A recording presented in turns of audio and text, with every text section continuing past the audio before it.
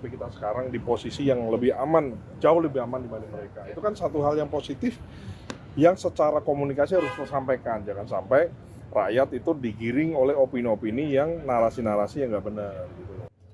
Kan kita ini sudah menuju ke swasembada, harga gabahnya bagus, petaninya senang gitu loh, ya kan. Sementara negara lain, ya kan, Filipina, Malaysia, Jepang itu sekarang lagi krisis beras. Sementara kita juga mengalami El Nino dan La Nina yang sama, tapi kita sekarang di posisi yang lebih aman, jauh lebih aman dibanding mereka. Itu kan satu hal yang positif yang secara komunikasi harus tersampaikan. Jangan sampai rakyat itu digiring oleh opini-opini yang narasi-narasi yang nggak benar. Gitu loh. Itu salah satu kontribusi dari sektor saya sebagai Wakil Menteri Pertanian. Jangan kita kan banyak keberhasilan ya. Salah satunya paling kelihatan sekali adalah bagaimana pupuk lancar, itu rakyat happy. Saya bilang saya habis dari Kulon Progo, saya habis dari Bantul, saya habis dari Palembang, saya habis dari Sumatera Utara, saya habis keliling dari beberapa titik, Pak. Rakyat di bawah itu happy gitu loh, bahwa memang adalah ya kritik kita tidak artinya pemerintah tidak anti kritik bukan, tapi bahwa narasi kan juga harus dibangun dengan narasi yang baik. Jangan sampai opini orang itu berasumsi. Asumsi orang itu kan tidak bisa kita kontrol. Jangan sampai dia dapat berita sepenggal, berasumsi negatif kan nggak bagus.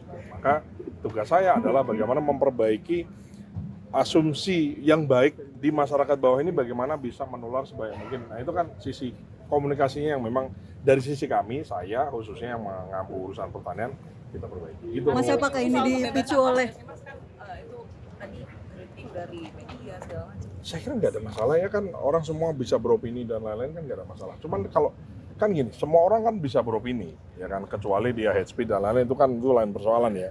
Tapi semua orang kan punya kebebasan untuk mengungkapkan pendapatnya, apapun itu loh ya. Maka pemerintah juga punya hak jawab, punya hak untuk bersuara, menyuarakan yang realita yang kita kerjakan.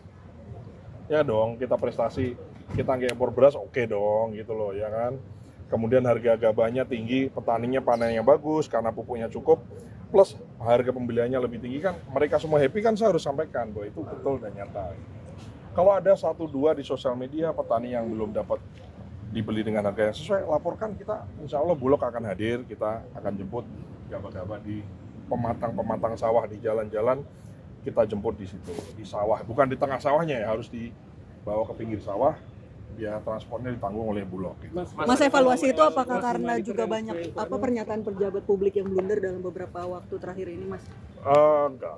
Ya ini aja, masalah kita kan banyak ya, ada kalau Anda perhatikan kan dari mulai banyak lah, saya kira program-program yang pro rakyat ya, yang berpihak kepada rakyat ya, misalnya contoh THR untuk ojol. Selama sejarah ini ada ojol selama bertahun-tahun, kan baru ini ada bonus hari raya. Diupayakan oleh pemerintah, walaupun yang memberikan adalah perusahaan, tapi kan ada kehendak dan keinginan dari pemerintah, dan itu kan perlu diapresiasi dong gitu loh ya kan. Kemudian lagi-lagi kalau di bidang kami pupuk lancar, kemudian irigasi baik, benihnya oke ya kan, kemudian panennya juga bagus. Alsintan kita lagi convert gitu ya, pelan-pelan kita dari yang tradisional pakai tangan, kita bagaimana pakai mesin, dari pertanian oke ya kan. Kemudian harga tiket diturunkan kan bagus ya, hanya kita perlu rakyat sudah merasakan ya, jangan sampai yang tidak merasakan merasa dia tidak mendapatkan perhatian, gitu aja. Terus arahan untuk perbaikan? Tapi ada nggak dibahas nggak komunikasi yang kontraproduktif dengan program-program pemerintah, misalnya statement yang bikin blunder yang akhirnya pemerintah diserang kayak gitu, ada dibahas? Ya enggak sih, kita perbaiki aja. Jadi kalau saya sih dari sisi porsi saya, Anda bisa lihat dari sosmed saya kan, kita tone-nya positif karena memang kita ada yang baik, kita sampaikan baiknya kan. Kalau yang nggak baik kita perbaiki kan gitu.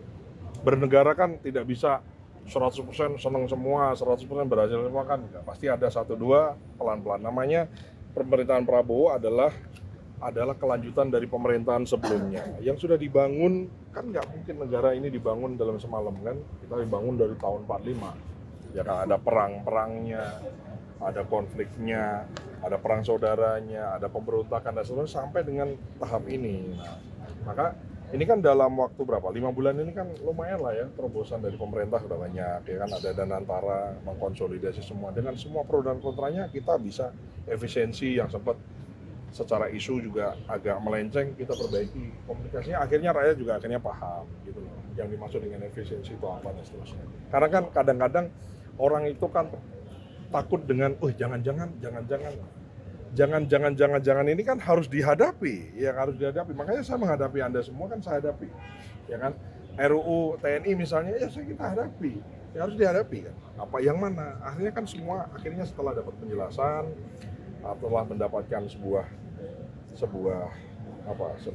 penjelasan yang komplit, saya kira juga orang akhirnya juga paham gitu. Itu aja sih sebetulnya. Jadi kadang lagi rame, lagi hot, orang lagi pengen tahu, dia uber orang, mungkin orangnya ya slip tang atau mungkin barangkali penjelasannya terpotong, potongannya di viralkan seterusnya. Saya kira dengan sosial media kan begitu ya, kadang tidak utuh gitu loh. Nah, kita perlu penjelasan lebih utuh.